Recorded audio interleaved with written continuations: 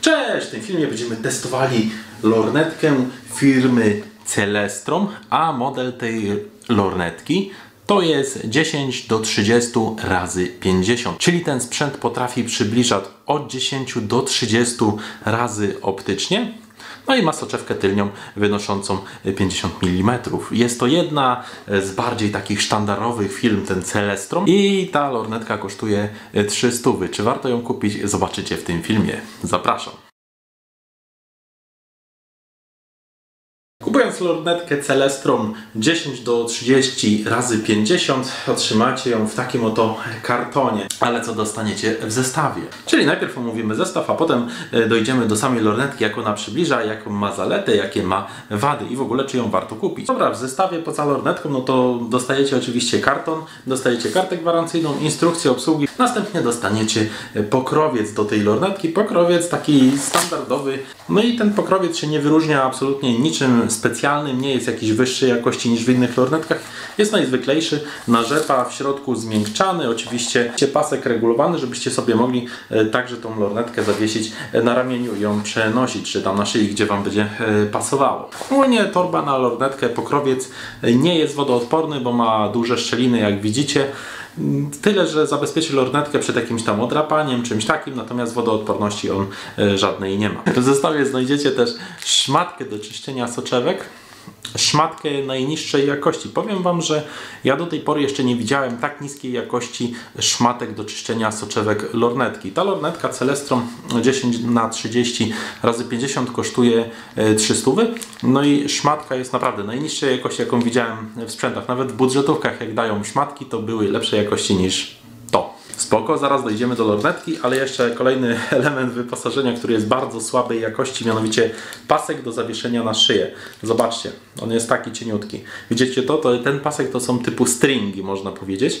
Zobaczcie, jak cieniutki ten paseczek jest. I to jest ten pasek, który zakładacie na lornetkę, żeby ją wieszać sobie na szyi. To jest naprawdę coś, co mnie zaskoczyło, że lornetka jest takie, no, dosyć, powiedzmy sobie uczciwie, dosyć drogawa względem innych sprzętów o podobnych parametrach, a dostajecie w niej szmatkę do czyszczenia soczewek beznadziejnej jakości, lepszą po prostu koszulkę bawełnianą sobie, jak wytniecie kawał szmaty z koszulki bawełnianej, której już nie nosicie, będziecie mieli lepszą szmatkę niż ta szmatka w zestawie. No i pasek na szyję, który jest po prostu woła o pomstę do nieba. Przecież to jest śmieć, który od razu do śmieci możecie praktycznie wyrzucić. No i następnie w zestawie już dochodzimy do lornetki, jeszcze te dekle na soczewki dostajecie, czyli żeby zakryć soczewki lornetki. To są te dekielki. Te dekielki są takie jakby gumowe, ale nie do końca gumowe, takie, to jest bardziej miękkie takie tworzywo, takie jakby miękki plastik. Oczywiście dekli macie 4, czyli na każdą soczewkę z osobna. Te dekle są średnio ciasno wchodzą, czyli po prostu jak będziecie nieśli czasami lornetkę z deklami, to Wam gdzieś może wypaść i nawet zapomnicie i nie będziecie wiedzieli, kiedy on spadnie, dlatego że one niezbyt mocno ciasno się kotwią, dlatego że są takie ala jakby miękkiego tworzywa, a nie z gumy. No dobra, mocią Państwo, doszliśmy do samej lornetki. Ogólnie zestaw, który dostajecie z lornetką, jest niskiej jakości, tak bym go określił. No i teraz ta sama lornetka, czyli lornetka Celestron G2 Up Closer, czyli niby, że z bliska, ale powiem Wam, nie do końca tak Wam to się sprawdzi. Powiedzmy jeszcze najpierw o jej technikaliach, a mianowicie soczewki to są BK7. A czym się charakteryzują soczewki BK7? Mianowicie tym, że jakość obrazu jest taka średnia przez nie.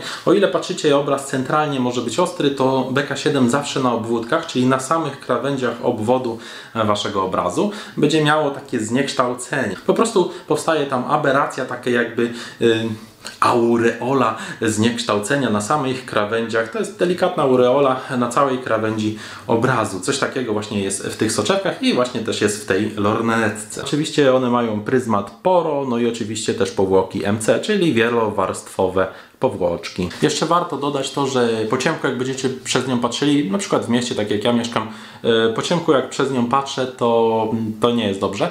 Mimo że tą jasność określaną przez producenta jest całkiem niezła, to powiem Wam, ona się nie sprawdzi Wam nocą. Nocą naprawdę przez nią lipę widać, szczególnie mówię o mieście, czyli tam, gdzie macie latarnie, punkty świetne, jakieś domy się, w nich światło pali, to ta lornetka dostaje mnóstwo refleksów, czyli każdy punkt świetny to jest dla Was oślepiający, a potem widzicie widzicie praktycznie kaszkę i nie ma w niej jakby ostrości podczas patrzenia nocą, ale mówimy dalej o mieście. Jeden z najważniejszych czynników, parametrów, które dotyczą lornetek, o których trzeba zawsze mówić bardzo dokładnie, a mianowicie jest to liniowe pole widzenia. Niektórzy mogą też zwracać uwagę na kątowe pole widzenia, bo to jest ten sam parametr, tylko inaczej pisany, ale łatwiej go będzie omówić w liniowym polu widzenia i pamiętajcie, bo o lornetkach nagrałem ogólnie kilka filmów i na pewno, albo jak nie widzieliście, to sobie zobaczcie, bo Wam się przydadzą.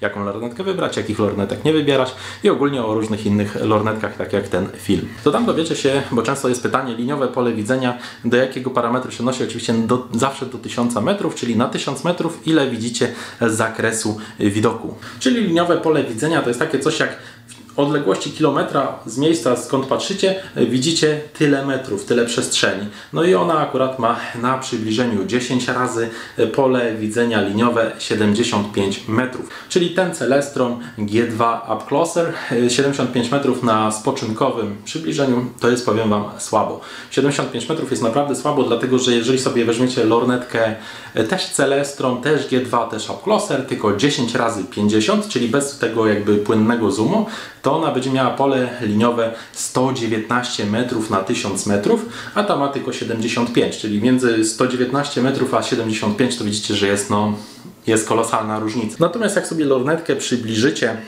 ta wajcha w tych lornetkach zawsze służy do przybliżenia, to wtedy będziecie pole liniowe mieli, oczywiście mówimy o przybliżeniu 30 razy, to te pole liniowe będzie wynosiło 35 metrów zaledwie, czyli bardzo wąskie pole liniowe na całym kilometrze. Regulacja dioptrii na prawym okularze to wynosi od -4 do +8, czyli możecie sobie dostosować jakość względem Waszej wady wzroku. Pamiętajcie, że regulacja jest centralna obydwu oczu naraz, a potem jeszcze osobno prawego oka. Dzięki temu właśnie możecie sobie dostosować, jeżeli macie nierówne wady wzroku. Jedna z zalet tej lornetki, to jak widzicie, ona jest dosyć mała. To jest naprawdę jej bardzo duża zaleta i to jest bardzo fajne w niej, że możecie ją łatwo przenosić i Wam się nie męczy ręka od jej trzymania, dlatego że lornetka waży niecałe 800 gram, a ma wymiary też 185 mm szerokości na 160 długości mm i 81,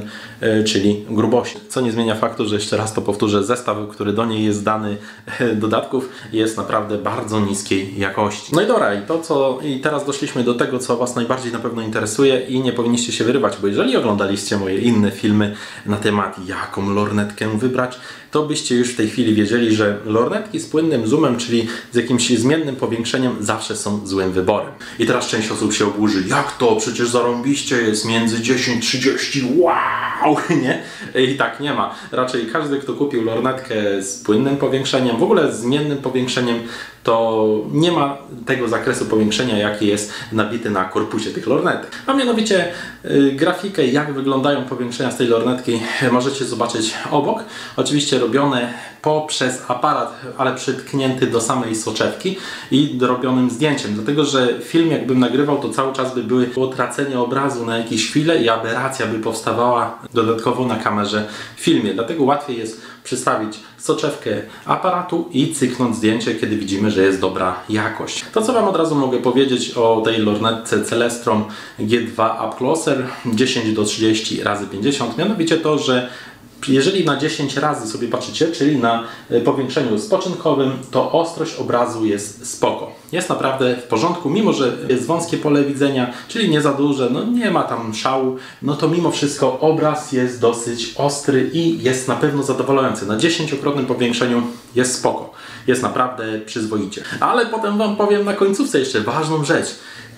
Jak chcecie wydać kasę na tą lornetkę, oglądajcie do końca ten film, dlatego że się dowiecie ciekawostek. No i na spoczynkowym dycha jest spoko, ale gdy zaczynacie powiększać obraz, czyli używacie tej wajchy powiększenia, określone przybliżenie, jakie stosujecie, ja sobie tą kropeczkę zwiększam, powiedzmy teraz przybliżenie do 18 razy.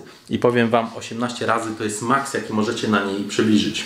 Oczywiście chodzi nie o to, że ona do 18 razy przybliża i koniec, tylko do 18-krotnego powiększenia obraz jest czytelny, powyżej 18 zaczyna się robić duże zniekształcenie. Innymi słowy, powyżej wartości 18 nagle powstaje gigantyczna liniowa aberracja. Z każdym kolejnym czynnikiem powiększenia powstaje coraz większe zniekształcenie obrazu. A jeżeli będziecie sobie korzystali na przybliżeniu 30-krotnym na jakiś obiekt, to nie będziecie korzystali. Od razu Wam mówię, że z powiększenia 30 razy nigdy nie będziecie korzystali, z powiększenia 25 też nigdy nie będziecie korzystali, z powiększenia 20 czasami być może będziecie korzystali, żeby mniej więcej coś tam zobaczyć bliżej, ale raczej też nie będziecie korzystali. Maksymalne przybliżenie, jakie ja mogę uczciwie powiedzieć, że ta lornetka ma, czyli maksymalne realne, czyli takie, że jak patrzycie na spoczynkowym, obraz jest dobry, jest naprawdę, może nie krystaliczny, ale jest naprawdę przyzwoity. I przed nią patrzycie na spoczynkowym, jest nieźle, to jak sobie zrobicie ją do 18 razy, można go określić dalej jako niezły, taki już nie bardzo dobry, tylko już taki dobry, nie? Mocno zadowalający, tak bym najlepiej, najuczciwiej ją określił, ale powyżej 18 razy nagle się robi co? Robi się kaszka. I nie tylko kaszka, bo kaszka jeszcze by nie była problemem, tylko się robi duża aberracja obrazu, czyli takie jakby, wiecie, obraz trochę jakby na obraz się nakładał, a dodatkowo powstaje mgła, czyli po prostu ściemnia się cały obiektyw, no bo mimo wszystko nie da się rady zrobić płynnego zoomu, powiększenia w lornetkach, dlatego że tu obiektyw się nie tak jak w aparatach wysuwa, inna powstaje ogniskowa, to działa na innej zasadzie. To nigdy nie będzie działać w lornetkach, jak macie dużą skalę powiększenia. Między 10-30 nie dacie rady. A więc jak macie dać 300 za tą lornetkę, to powiem Wam, nie dawajcie.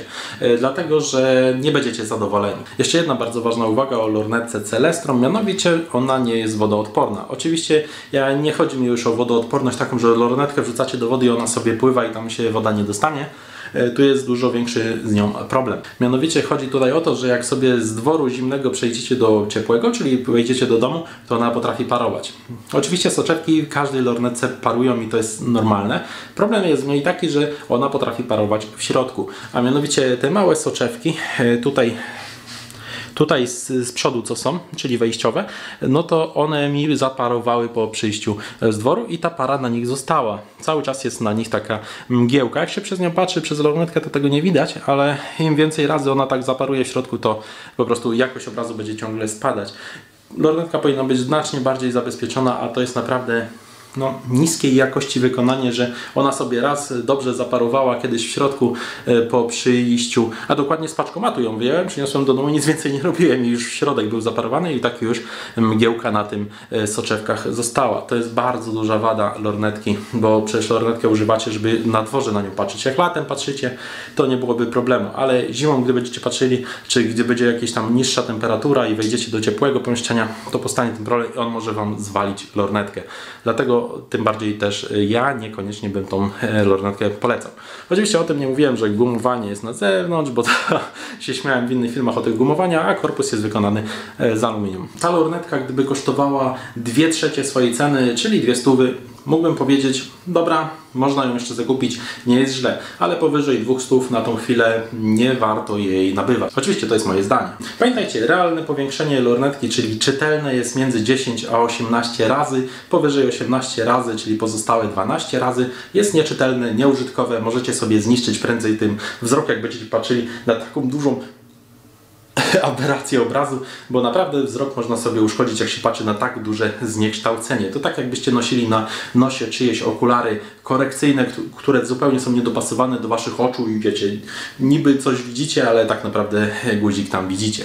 A więc jakby producent zrobił tą lornetkę między 10 a 18 razy przybliżenia, by było spoko. Nie miałbym do czego się przyczepić poza bardzo słabej jakości zestawem dodatków do niej danych. No i teraz ta końcówka, o której mówiłem. Jeżeli miałbym podsumować tą lornetkę, ale zaraz ta ważna końcówka dla Was też będzie, to w skali od 1 do 10 pamiętajcie, że ja biorę jakość wykonania, prawdziwość parametrów, też cenę, to dałbym jej 5/10. 5/10 dlatego, że jest za droga względem tego, co oferuje. Parametry, które są na niej wybite, są parametrami nieużytkowymi, czyli po prostu to jest tylko wybite coś, co się nie sprawdza, bo ona do 18 razy, nie do 30 można powiedzieć, że przybliża, żeby można było przez nią coś patrzeć, żeby obraz nie był zniekształcony.